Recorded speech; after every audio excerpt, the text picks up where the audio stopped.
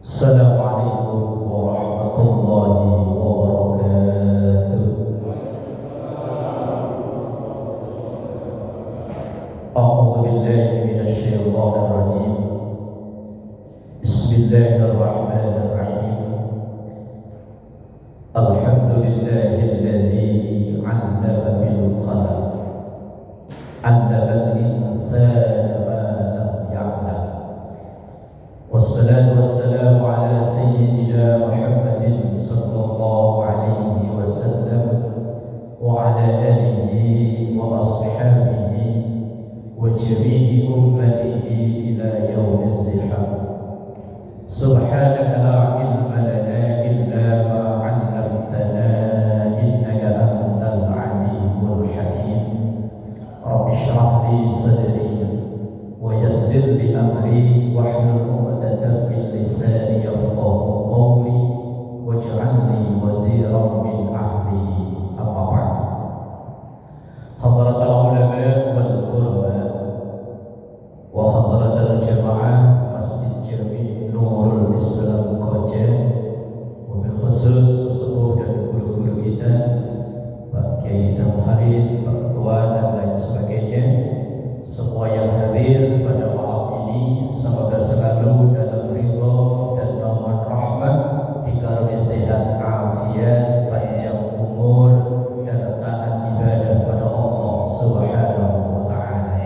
Alhamdulillah, puji dan bersyukur kepada Allah. Mari bersama mengawali dengan mendoakan kedua orang tua kita, guru-guru kita, para pendahulu kita, semua orang yang berjasa berbuat baik pada kita, terkhusus yang mewakafkan, memperjuangkan masjid dan majelis taklim Nurul Islam Koja ini. Kita doakan anak cucu keturunan kita dijadikan saleh salihah, keluarga sakinah mawaddah warahmah, rezeki halal barakah. Kita doakan bila ada yang sakit, mungkin jamaah kita, keluarga kita, atau tetangga yang berdekatan dengan masjid ini yang hari ini sakit, kita doakan semoga sakitnya disembuhkan oleh Allah. Alhamdulillah wa ila hadratin nabiyil mustafa Muhammadin sallallahu alaihi wasallam. Syamillahi lahum al-fatihah. A'udzu billahi minasy syaithanir rajim. Bismillahirrahmanirrahim. Alhamdulillahi rabbil alamin arrahmanir rahim maliki yaumiddin. Iyyaka na'budu wa iyyaka nasta'in. Ihdinas siratal mustaqim. Siratal ladzina an'amta 'alaihim ghairil maghdubi 'alaihim waladdallin. Jemaah yang dimuliakan Allah, hari ini kita sudah berada di penghujung bulan Rajab, tanggal 23. Bersama tanggal 23 Rajab 1447 Hijriah. Dan setiap kali momen di penghujung bulan Rajab, kita akan diingatkan peristiwa besar luar biasa, termasuk mukjizat dari Rasulullah sallallahu alaihi wasallam, yaitu Isra Mi'raj. Peristiwa Isra itu diabadikan dalam Al-Qur'an, surah Al-Isra atau surah Bani Israil, ayat yang pertama. Yang ayat ini sangat familiar, sangat populer, apalagi para qori. Masalah bahwa Isra Mi'raj yang dibaca yang ayatnya Subhanalladzi asra bi 'abdihi lailan minal masjidil haram ilal masjidil aqsa alladzi barakna hawlahu linuriyahu min ayatina innahu huwas samiul basir. Ayat ini diawali dengan kalimat tasbih subhana. Kalau dalam kajian ilmu balaghah, ayat Quran yang diawali dengan kalimat tasbih atau subhana di situ, maka ayat itu akan memberikan informasi tentang sesuatu yang luar biasa, tentang sesuatu yang istimewa. Maka pelajarannya, setiap kita melihat sesuatu yang menakjubkan, kita diajarkan untuk mengucap kalimat tasbih subhanallah. Ini kadang malah enggak. Kita kalau melihat sesuatu yang luar biasa, malah kalau bahasa orang bojong sono, gile. Bukannya subhanallah, malah gile. Bener-bener gile, bener. Cantiknya. Dalam ayat ini, dalam ilmu balaghah itu, ayat diawali dengan tasbih itu akan menjelaskan sesuatu yang istimewa, sesuatu yang khariqun lil adah, berbeda dengan kebiasaan umumnya pada saat itu. Dan benar, perjalanan Masjidil Haram sampai ke Aqsa, apalagi tambah ke Sidratil Muntaha, balik lagi ke Haram, kok hanya sepertiga atau sebagian malam.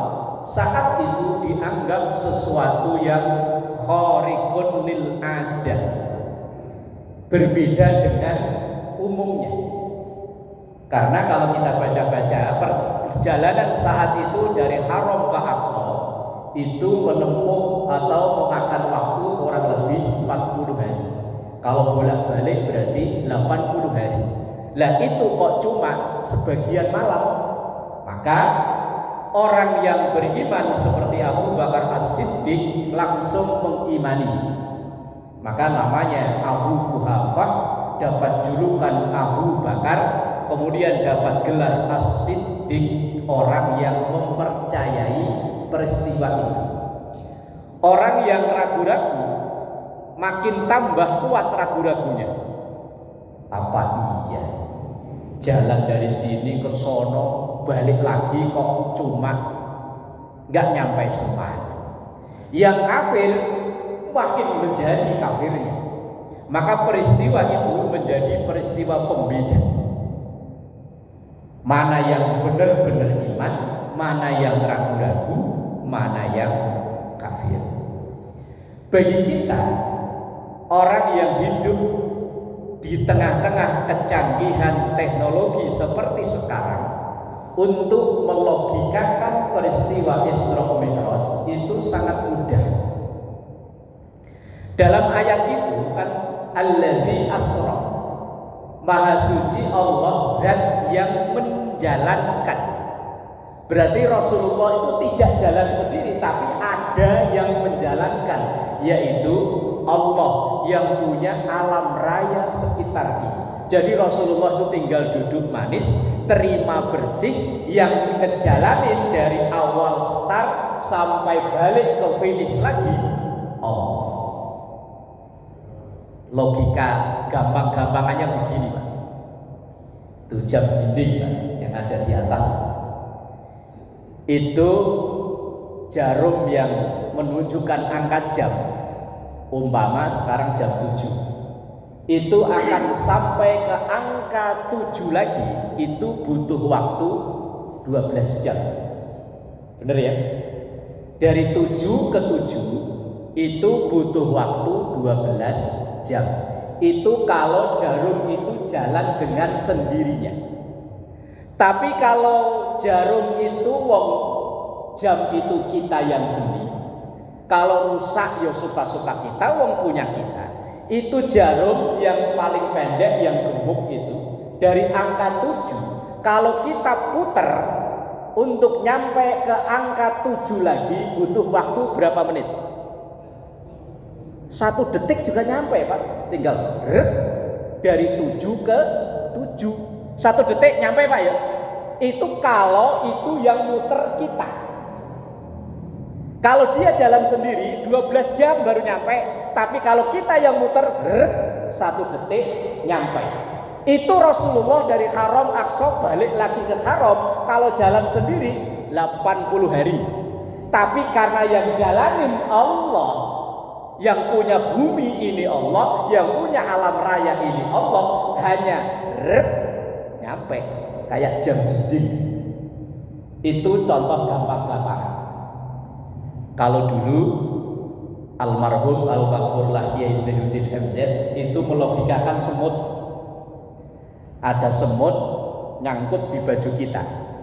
Kita naik pesawat dari Jakarta ke Surabaya, cuman butuh waktu 45 menit kalau nggak salah ya. Umpama urusan selesai, balik lagi ke Jakarta 45 menit lagi. Pagi kita berangkat, sore udah nyampe Jakarta lagi. Lah semut yang nangkut di baju kita begitu turun ngobrol sama temennya, mut, ya kan gitu ya. Tadi saya sampai Surabaya. Semut yang lain akan udah stres. Apa iya semut jalan dari Jakarta Surabaya pagi berangkat sore nyampe lagi? Gak mungkin, kata semut yang satunya. Tapi kalau semut itu jalan sendiri, mungkin dari Jakarta sampai ke Surabaya belum nyampe udah mati. Lah karena semut ini nebeng ke baju orang, naik pesawat, balik lagi, nyampe. Rasulullah kalau jalan sendiri 80 hari, tapi karena ada yang ngejalanin, Allah dengan kendaraan yang disebut buruk, barkun itu kan kilat Pak, nyampe. Itu logika akal-akalan. Apalagi dengan kecanggihan teknologi sekarang, kecanggihan alat transportasi sekarang dengan pesawat, kereta Jakarta Bandung, apa namanya? Bus. Itu berapa jam? 1 jam. Saya belum pernah coba. 30 menit, 40 menit. Jakarta Bandung 40 menit Pak. Sekarang, dulu. Kalau orang dulu malah belum ada mobil, naik kuda berapa lama? Nah, makanya peristiwa Isra Mi'raj itu disebutnya mukjizat. Mukjizat itu bukan sesuatu yang tidak masuk akal, bukan. Mukjizat itu adalah sesuatu yang berbeda dari adat biasanya saat itu. Adat biasa saat itu perjalanan 80 hari, tapi karena ini ada yang berbeda, yang menghendaki, yang menciptakan, yang punya alam raya, maka berbeda dengan kebiasaannya, hanya ditempuh nggak nyampe 1 malam. Itu namanya mukjizat. Mukjizat itu adalah amrun khariqun lil adah, sesuatu yang berbeda dengan adat kebiasaannya. Nah, mukjizat yang diberikan kepada para nabi bagi umat Nabi Muhammad sekarang masuk akal. Nabi Sulaiman itu bisa terbang tapi sendirian, gak bisa ngajak orang. Umat Nabi Muhammad walaupun yang menemukan bukan orang Islam, bisa terbang sekaligus, bisa bawa Boeing berapa orang? 300 nyampe ya, yang untuk ngangkut jamaah haji 300 orang ya, sekali terbang 300 orang Pak. Dulu Nabi Sulaiman sendirian. Nabi Musa ketika dikejar-kejar oleh tentara Fir'aun, depan laut, belakang tentara Fir'aun, tongkat yang dibawa dipukulkan ke laut, laut terbelah jadi jalan. Lewat Nabi Musa dan umatnya, begitu udah sampai ke seberang, laut balik lagi, sehingga konon Fir'aun tenggelam dan pasukannya di situ. Dulu Nabi Musa belah laut cuman sekali pakai. Umat Nabi Muhammad belah laut bertahun-tahun. Suramadu, Surabaya, Madura, laut dibelah ya, bertahun-tahun masih kepake. Yang lewat bukan hanya orang beriman, bandar narkoba juga bisa lewat situ, koruptor bisa. Berarti mukjizat yang dulu kayaknya nggak masuk akal. Wong definisi mukjizat itu bukan yang nggak masuk akal Pak, berbeda dari kebiasaannya. Nah sekarang bagi umat Nabi Muhammad biasa. Ketika Nabi Musa udah sampai seberang laut, Mereka kan nyampe ke satu daratan yang gersang, nggak ada air. Umat Nabi Musa kehausan, kemudian minta air. Kalau bahasa kita begini, Musa, kalau engkau memang Nabi, engkau akan bisa mencukupi kebutuhan kita untuk air minum. Kemudian Nabi Musa menancapkan jari-jarinya ini ke batu, celup, keluarlah 12 sumber mata air. Fanfajarat min husnata asyrata aina qad alima unasin masyrabah. Dulu hanya 12 Pak, setelah minum air mati. Sekarang Pak, keran di luar itu ada berapa biji? Tinggal puter. Itu yang mau niat wudu ya bisa, yang numpang cuma kencing doang ya bisa, habis itu pergi lagi. Umat Nabi Muhammad, mukjizat yang dimiliki nabi-nabi terdahulu itu bagi umat Nabi Muhammad bukan amrun khariqun lil adah lagi, adalah sesuatu yang biasa. Lah, peristiwa Isra Mi'raj saat itu dianggapnya khariqun lil adah, tapi sekarang dilogikakan pakai akal sehat kita bisa diterima. Lah, dan yang terpenting dari itu adalah sholat 5 waktu yang diwahyukan atau yang diperintahkan oleh Allah secara langsung, yang menjadi kewajiban kita selama akal kita masih waras. 5 waktu ini tidak bisa ditawar, walaupun teknis pelaksanaannya bisa ditawar. Duhur, asar, isya bisa didiskon 50%. Ketika lagi di jalan 4 rakaat jadi 2, tapi tetap harus wajib dilaksanakan. Ini peristiwa pertama yang mungkin akan terus kita dengar di penghujung bulan Rajab, entah ketika khutbah Jumat, ketika macam-macam. Kemudian yang kedua yang ingin saya sampaikan adalah ketika sudah berada di penghujung bulan Rajab, berarti kemudian Sya'ban, kemudian Ramadan. Lah, karena Ramadan kalau dihitung dari sekarang mungkin hanya tinggal nggak sampai 40 hari lagi ya? Nggak sampai 40 hari lagi. Ya, taruhlah umpama 35 hari lagi umpama. Hitungannya nggak tahu dah. Nanti jatuhnya Ramadan itu tanggal berapa, wallahu a'lam. Kalau dari Majelis Tahjih Muhammadiyah sudah mengumumkan tanggal 18 Februari. Tapi pemerintah kemudian Lajnah Falakiyah PBNU belum. Tinggal nanti berbeda udah biasa, sering kita berbeda. Enggak jadi masalah, berbeda enggak jadi masalah. Yang ingin saya sampaikan adalah ketika sudah penghujung bulan Rajab, kalau seandainya dulu Ramadan tahun kemarin ada puasa yang tertinggal, segera dikodok mumpung masih ada waktu sebelum jatuh tempo. Kalau ibarat cicilan Pak, udah hampir jatuh tempo, kita dikasih waktu 11 bulan untuk mengkodok puasa yang kita tinggalkan di tahun sebelumnya. Nah, puasa yang kita tinggalkan itu tidak semuanya wajibnya dikodok, tergantung dari sebab apa kita tidak berpuasa. Nah, ini saya kutipkan dari kitab Nihayatul Zain tulisan Imam Nawawi Banten, asli ulama Indonesia.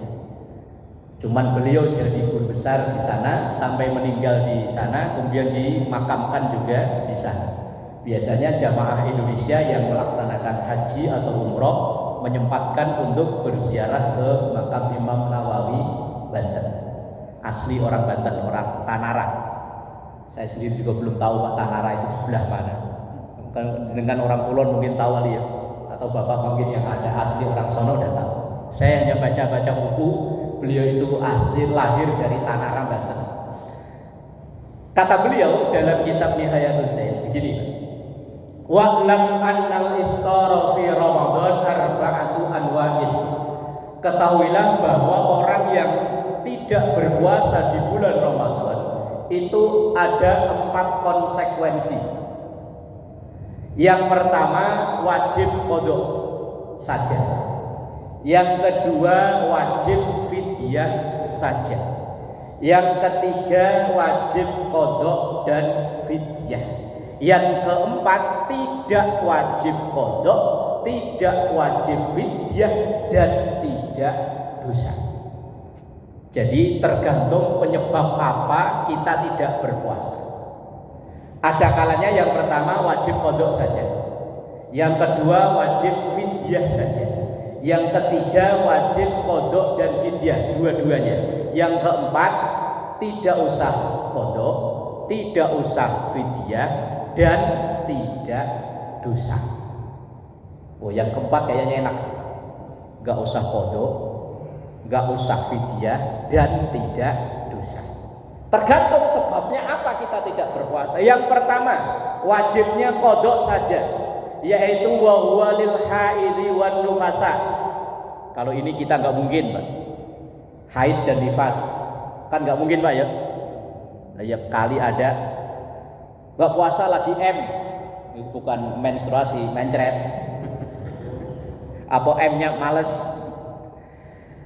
Kemudian wa musafirun safaran tawilan, orang yang melakukan perjalanan yang jarak tempuh perjalanan itu sudah memperbolehkan untuk tidak berpuasa. Karena memang kenapa orang dalam perjalanan itu diperbolehkan untuk tidak berpuasa, saat itu moda transportasi baru kuda, unta, keledai, atau bahkan jalan kaki di tanah Jazirah Arab yang panas gersam gak karuan. Makanya orang perjalanan jauh boleh tidak puasa. Lah sekarang, Pak, kita mau pulang kampung, yang umpama orang Madura naik pesawat sampai ke Surabaya cuman nggak nyampe 1 jam. Dari Surabaya ke Madura naik taksi ber-AC bagus. Yang umpama kampungnya orang Sulawesi naik pesawat 2 jam nyampe. Yang orang Jawa apalagi, kayak saya naik bis dari Pulau Gebang, tinggal duduk, setel jok, celentang, ngorok 2 kali ngorok udah nyampe. Walaupun begitu, kalau memang perjalanannya ini sudah memenuhi syarat, boleh tidak berpuasa, tapi nanti wajib di qadha. Yang salah pengertian itu begini, Pak. Ini saya pernah jumpai langsung. Ada mas-mas itu, saya tanya, "Loh, Mas, saya lewat, dia lagi ngerokok di teras." Kebetulan memang udah deket lebaran, Pak. Karena banyak masyarakat muslim Indonesia ini Ramadan itu 30 hari, dia Ramadannya cuma 3 hari, Pak. Hari keempat udah lebaran. Idul Fitri sih belum, cuma lebaran udah. Tapi nanti begitu Idul Fitri, ikut Idul Fitri lagi dia. Saya tanya, "Loh, Mas, kok nggak puasa?" "Oh iya, Pak Ustadz, ntar sore saya mau pulang kampung." Pulang kampungnya masih ntar sore. Loh, kok pagi udah nggak puasa? Orang diperbolehkannya tidak berpuasa itu kalau sudah dalam perjalanan dan dia memang tidak kuat untuk berpuasa, silahkan untuk berbuka puasa. Tapi kalau kuat, silahkan lanjut. Dan ini ada riwayat hadisnya ketika Rasulullah bersama para rombongan para sahabat dalam perjalanan. Ketika memang yang tadi kan saya bilang perjalanannya itu berat luar biasa, ada sebagian sahabat yang membatalkan puasa karena nggak kuat, ada yang tetap mempertahankan puasanya. Kemudian 2 kelompok sahabat ini berdebat. Kemudian Rasulullah nengai, "Kalian yang sudah membatalkan puasa pun boleh, karena ini memang darurat, tapi nanti wajib diqadha. Yang mempertahankan puasa, alhamdulillah, nggak usah qadha, wong puasanya selesai." Orang yang dalam perjalanan, wa musafirun safaran tawilan. Kemudian wa maridun, orang sakit. Udah biasa ini mah. Sakit tentu yang kalau digunakan untuk berpuasa bertambah parah sakitnya. Tapi kalau sakit cuman sakit gatal-gatal, sakit panu, gak puasa, Pak. Sakit apa? Panuan. Wah. Nah, ini yang selanjutnya, ini yang bahaya, Pak. yaitu orang yang wanasiyun niyah, orang yang lupa niat. Ini yang bahaya, Pak. Kalau kita ikut tarawih, biasanya selesai witir, selesai doa, biasanya kan bareng-bareng ya. Nawaitu sholawatin. Nah gitu ya. Kalau tarawih, kalau enggak tarawih, niat puasanya kapan? Yang jadi persoalan kan itu. Lah, ayo. Kalau sahur, kalau kesiangan juga. Umpama, Pak, kebetulan kerja lembur, pulang-pulang jam 11, capek nggak karuan kan? Begitu nyampe rumah, karena malam habis lembur, capek, nyampe rumah langsung tidur. Begitu tidur, di masjid ada teriak-teriak sahur, nggak kedengeran. As-salatu khairum minan naum, baru bangun dia. Lah kalau ini kasusnya, niat puasanya kapan? Lah, walaupun dia nggak makan, nggak minum, min tulu'il fajri, dari terbit fajar ila ghurubi syamsi, sampai terbenam matahari, kalau nggak niat, maka hari itu tidak disebut puasa. Karena definisi puasa itu adalah al-imsak anil muftirat, menjaga dari segala yang membatalkan puasa, min tulu'il fajri ila ghurubi syamsi bin niyati, mulai dari terbit fajar sampai terbenam matahari dengan niat. Kalau nggak niat berarti puasanya tidak sah.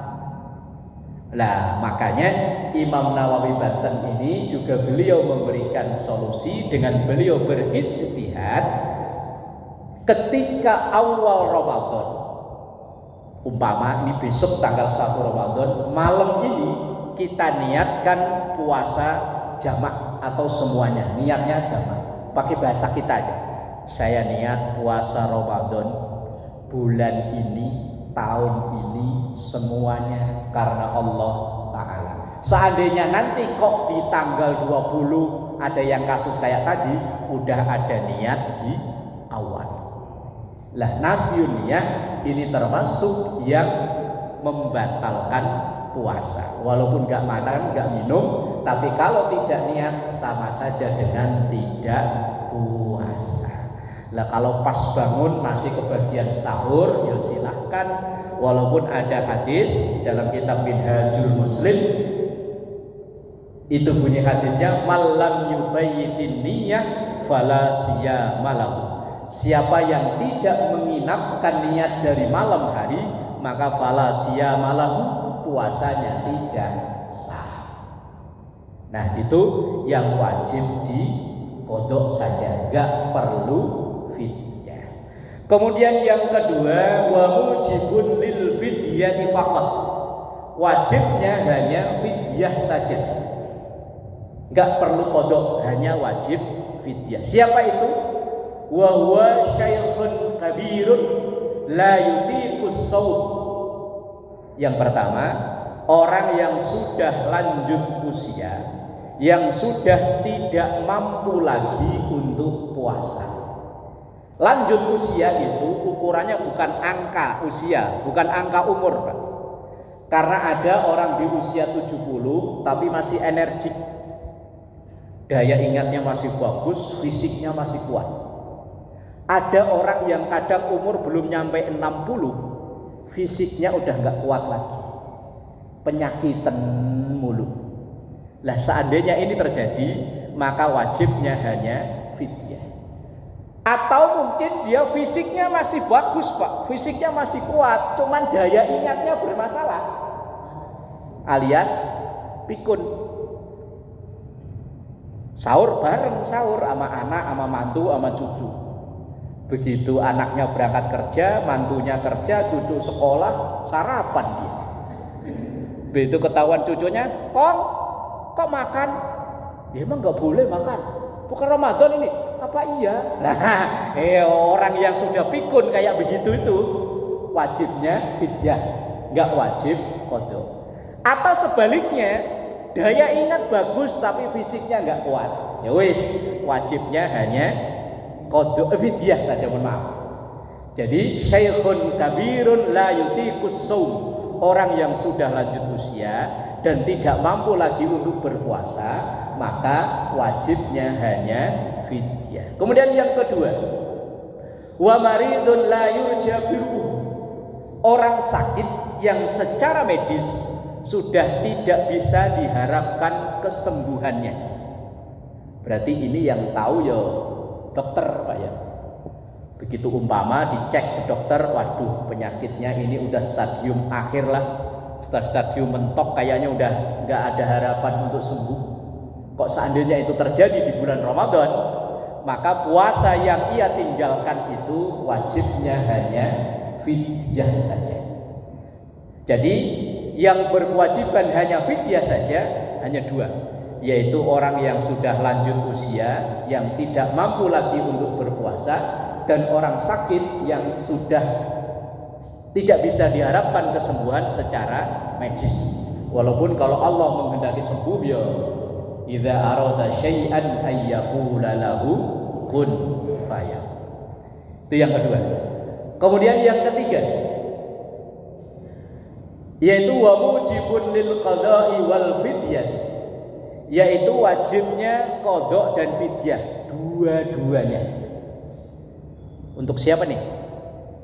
Yang pertama, orang yang punya utang puasa ngelewati Ramadan berikutnya, itu wajibnya dua, Pak.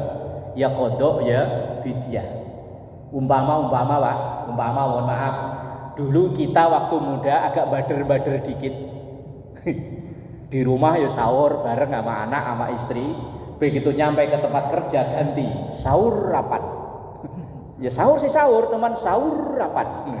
Nyampe rumah keringun pura-pura lemes saja. Ditanya sama istri, "Pak masih puasa?" Masih. Lemes begini aja. Lemes, Pak. Iya. Padahal mah tadi udah. Nah, itu umpama terjadi dulu, Pak, 10 tahun yang lalu.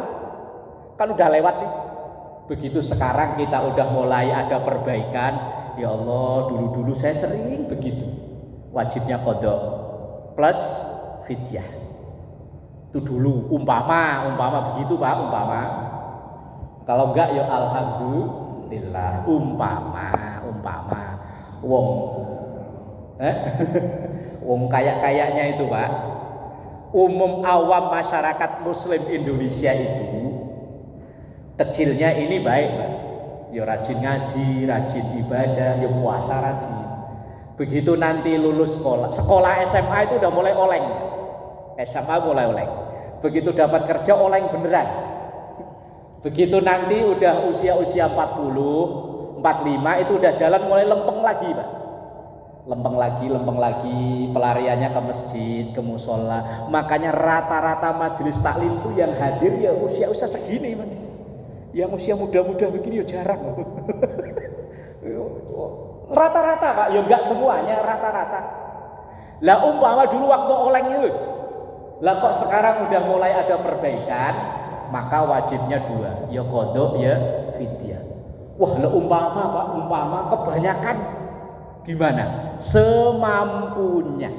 Yang penting ada iktikad baik untuk mengqada. Walaupun seandainya enggak ketutup, tapi udah ada iktikad baik untuk mengqada. Lah caranya mengqada, memang kalau kita langsung berat, kita ambil, kita nebeng di puasa sunnah. Kayak besok ini kan Senin. Besok ini kita bisa dapat 3 in 1, Pak. Kayak iklan sampo. Niati qada, insya Allah dapat puasa sunnah Senin, insya Allah dapat puasa sunnah Rejab. Berarti 3 in 1, 3 dalam 1. 1 hari puasa, insya Allah qadanya dapat, Seninnya dapat, Rejabnya dapat. Lumayan, Pak ya. Ntar Kemis. Lah kalau langsung kan berat, Pak. Kalau kita yang masih kerja, Pak ya. Kalau yang udah pensiun sih mungkin. Kemis ya begitu dapat 3 in 1 lagi. Lah insya Allah nanti kalau itu terus kan bisa ada iktikad baik untuk bayar utang itu tadi. Wajibnya 2, qada dan fidyah. Kemudian untuk siapa lagi? yaitu bagi wanita hamil dan menyusui. Ini kita juga nggak bakalan ngalami, tapi kan istri di rumah, Pak. Wanita hamil dan menyusui yang tidak mampu untuk berpuasa dengan alasan bukan dirinya tapi anaknya. Dianya sehat tapi kandungannya bermasalah.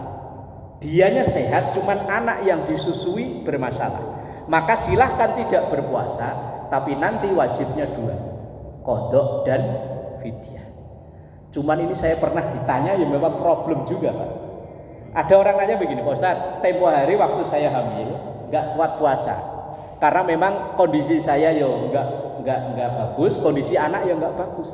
2 tahun setelah anak saya umur 2 tahun, giliran saya mau qadha, hamil lagi.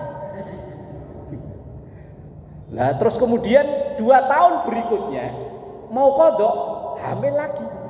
Sampai anaknya 4. Anaknya 4 memang bedanya cuma 2 tahun 2 tahun. Ya saya jawab lah kok doyan temen toh Bu. Nah terus gimana Pak Ustaz, saya punya suami dan masih muda. Oh iya ya, ya wes qadha semampunya lah. Ya plus fidyah tadi. Wong dia tidak berpuasa plus mengkhawatirkan kondisi anak, bukan hanya dirinya. Nah itu wajibnya qadha dan fidyah. Nah yang keempat, ini enggak wajib qadha, enggak wajib fidyah dan tidak dosa. 1, untuk anak kecil yang belum masuk usia balik. Kita udah terlanjur tua, udah gak mungkin. Lah anak kecil yang belum usia balik juga wajib puasa. Nanti ketika dewasa gak wajib qadha, gak wajib fidyah. Lah kalau memang dia puasa, ya alhamdulillah itu sebagai media untuk belajarnya itu anak. Ini berdasarkan hadis rufi al-qalamu an salasin. Ada 3 kelompok orang yang ia lakukan tidak dicatat dalam catatan amal. Yang pertama anak kecil sehingga dia memasuki usia baligh. Usia baligh itu kalau laki-laki udah mimpi wajib mandi. Ini rata-rata di anak-anak yang ngaji di tempat saya, memang saya tanya rata-rata itu usia 11-12. Pokoknya rata-rata kelas 5, kelas 6. Itu rata-rata anak yang normal, tidak ada berkebutuhan khusus, itu udah mengalami itu. Lah, mulai itu dia wajib untuk puasa. Sebelum itu nggak wajib. Perempuan sudah menstruasi, kalau catatan fikih tercepat 9 tahun. Tapi tetap saya tanya ke guru-guru TPQ yang ngajar perempuan, saya tanya, biasanya anak perempuan rata-rata menstruasi ya di usia itu juga Pak, 11-12. Ada yang agak telat 13. Kalau tidak, sempurna 15 tahun. Dengan catatan tadi, bukan anak yang berkebutuhan khusus. Nah itu usia balik. Anak kecil yang tidak berpuasa, nggak wajib qadha, nggak wajib fidyah dan tidak dosa. Yang kedua, laki-laki kalau ini ada peluang Pak, kalau mau, yaitu orang gila, orang sutris itu dia nggak puasa, nggak wajib qadha, nggak wajib fidyah dan tidak dosa. Umpama Pak, ada orang dari sekarang itu pokoknya urusannya itu mumet luar biasa. Begitu Ramadan pertama mulai oleng, rumahnya sono pulangnya ke sono. Kalau ditanya mulai nggak nyambung, Bang kemana? Saya punya sapi 4. Waduh bahaya ya. Ketemu tiang listrik senyum, diajak ngobrol, wah. Besoknya nggak wajib puasa. Begitu umpama kok malam takbir ada di Nurul Islam takbiran, apalagi di gangan sini yo, seberang situ takbiran. Mana lagi, takbiran Allahu Akbar, sembuh Pak, setannya kabur.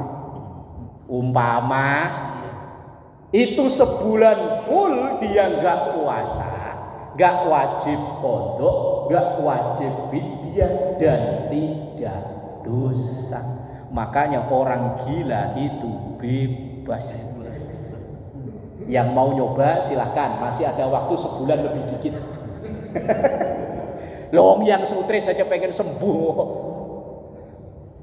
Lah makanya kalau ada orang Islam yang pengen gak puasa, gak usah kodok, gak dosa, syaratnya harus gila. Syaratnya satu ini. Selama dia masih akalnya sehat, tadi itu ada kalanya kodok, ada kalanya fidyah, ada kalanya kodok dan fidyah. Selama akalnya masih sehat. Tapi kalau akalnya udah mulai oleng, tinggal 6 on, umpama orang normal itu sekilo, dia cuma 6 on, umpama Pak, nah itu udah bebas. Makanya orang gila itu bebas. Maka orang kalau pengen bebas harus, selama orang itu masih waras, pasti ada aturan yang membatasinya. Entah itu aturan agama, aturan negara, atau aturan hukum adat yang ada di masyarakat itu. Tapi kalau orang gila bebas, mau nyanyi sambil telanjang di tengah jalan, oh pantes wong gila. Lah umpama Pak ada orang Islam kok ya kayak gitu, ya berarti ya jangan diomelin, wong ternyata dia Lah kemudian fidyah diarahkan kemana itu fidyah? Memang kadang masyarakat kita itu nggak mau capek-capek. Wes pokoknya asal ada fidyah ya anterin aja ke masjid, beres gitu ya.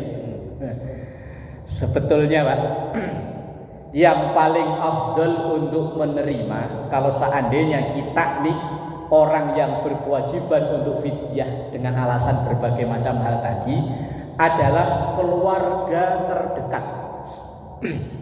Keluarga kita yang terdekat, yang kebetulan secara ekonomi dia membutuhkan itu, berhak untuk menerima, dia orang yang paling didahulukan.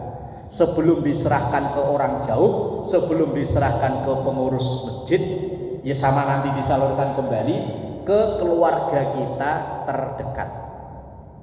Paling mudah, bukan paling mudah, paling utama untuk menerima penyaluran dari fidyah itu. Dan jumlahnya berapa?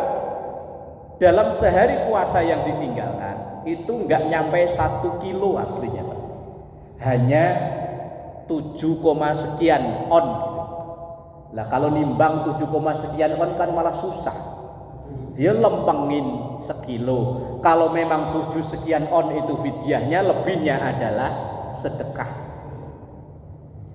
Nah itu yang menjadi konsekuensi dari kita yang meninggalkan puasa. Lah kalau sholat gimana?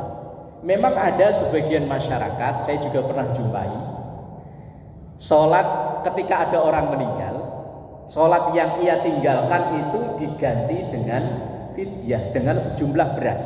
Memang saya pernah jumpai ketika ada tahlil hari yang ke-7 itu kemudian ya ada kayak segini loh, kok ada oper-operan beras ini apa ya? Pernah lihat ya Pak Ketua? Pernah lihat ya? Saya pernah lihat oper-operan beras Pak, kayak orang oper besek ya? Oke ya. Begitu selesai, saya tanya ke Ustadz setempat, Ustadz mohon maaf, itu tadi kok ada oper-operan beras, itu termasuk besek apa bukan? Bukan Pak, itu fidyah sholat. Oh, yo. Nah terus kemudian ada yang bertanya, kalau fidyah sholat itu ada nggak Ustaz? Saya belum tahu dalil atau nas yang jelas tentang fidyah sholat. Saya belum tahu. Bukan nggak ada, mungkin ada, cuman saya yang belum tahu. Kalau fidyah puasa saya tahu dalilnya, tapi kalau fidyah sholat saya belum tahu. Mungkin Ustadz dia yang lain yang tahu, saya belum tahu. Lah makanya ketika saya ditanya, lah itu statusnya beras, ya kalau untuk diniati sedekah udah pasti, tapi kalau untuk diniati fidyah saya belum tahu. Saya bilang nggak ada, sayanya yang belum tahu. Kalau fidyah sholat, kalau fidyah puasa, lah saya tahu, hitungannya pun saya tahu, sebabnya pun saya tahu, tapi kalau fidyah sholat, wallahu a'lam, saya nggak tahu.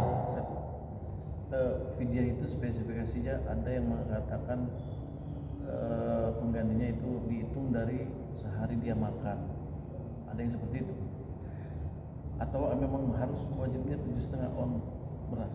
sehari, bukan sehari dia makan, sehari dari puasa yang ditinggalkan itu kewajiban fidyahnya cuman ya lempengin sekilo lah. Lah sekilo itu kalau untuk kita sendiri sehari kayaknya nggak habis malah ya. Nggak habis kan? Nah iya bener berarti ya memang sehari. Kita loh Pak, kalau kita makan sendiri kecuali orang yang porsi makannya banyak. kalau kayak saya mungkin nggak habis. Nggak tahu kalau Bapak yang kerjanya berat ya, mungkin habis mungkin. Tapi lauknya jadi sehari puasa yang kita tinggalkan itu sebetulnya nggak nyampe sekilo. Nah kenapa kok tadi dibulatkan? Ya lebihannya itu ya niatin saja sedekah, sedekah. Siapa tahu ada yang hitungannya keliru. Hitungannya dulu umpama 15 kok dihitung cuma 12. 12 hari loh maksudnya. Nah, seandainya kok ada keliru ya siapa tahu bisa ditombok dengan yang itu tadi. Wallahu a'lam. Tapi yang penting kita ada